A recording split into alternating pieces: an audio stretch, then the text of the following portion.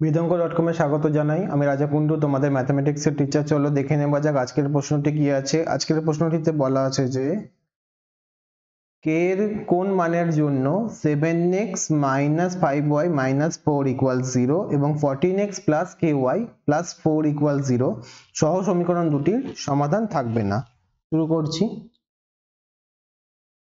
প্রদত্ত 7x - 5y - 4 = 0, ঠিক আছে, এটাকে আমরা লিখতে পারি 7x plus of -5 of y plus of -4 = 0।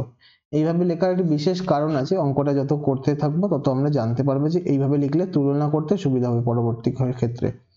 14x plus ky, দ্বিতীয় সমীকরণটি 14x plus ky plus 4 = 0, এটিতে ঠিক মতোই সাজানো আছে। এদিকে ধরে নিলাম 2 নম্বর। এখন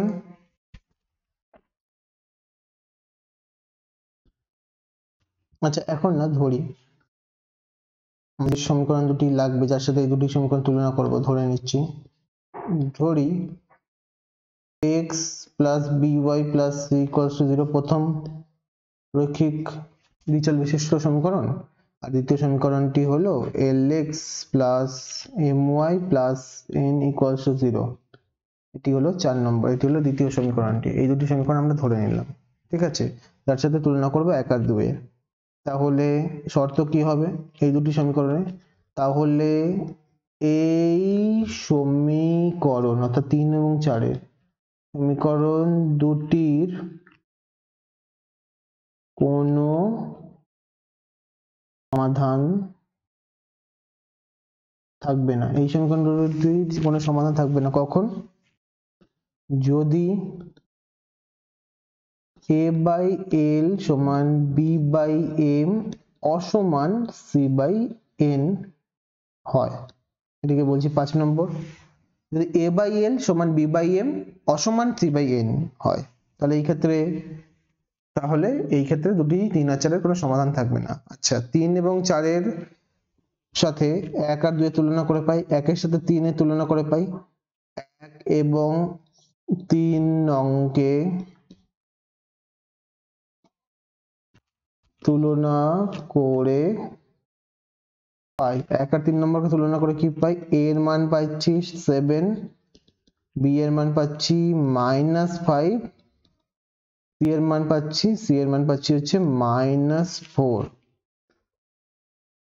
2 এবং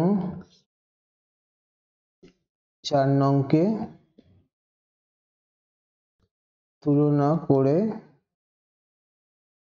পাই। 2 এবং 4 নম্বরকে তুলনা করে কি পাবো আমরা?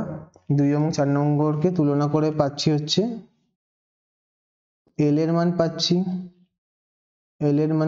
14, m এর মান পেলাম হচ্ছে আমরা k, আর n এর মান পেলাম হচ্ছে 4।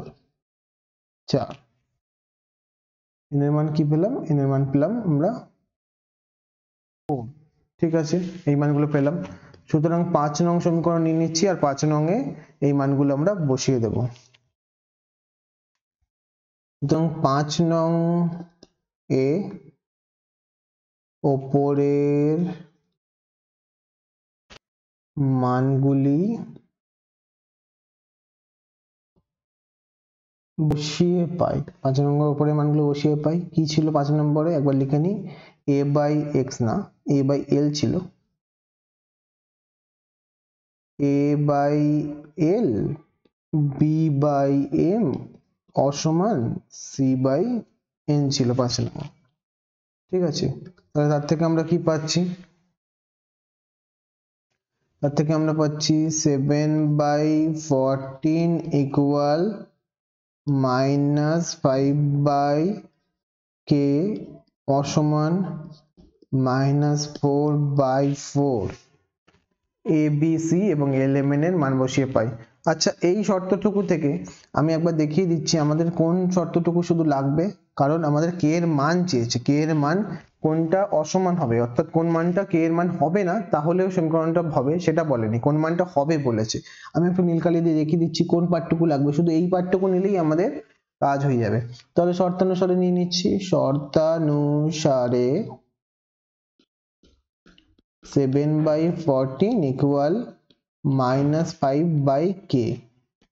এই মানটা এখান থেকে আমরা k এর মান পেয়ে যাব। তাহলে 7 ইন্টু k কোন গুণ করছি, 7 ইন্টু k সমান -5 ইন্টু 14, লবের সাথে হরের গুণ, লবের সাথে হরের গুণ।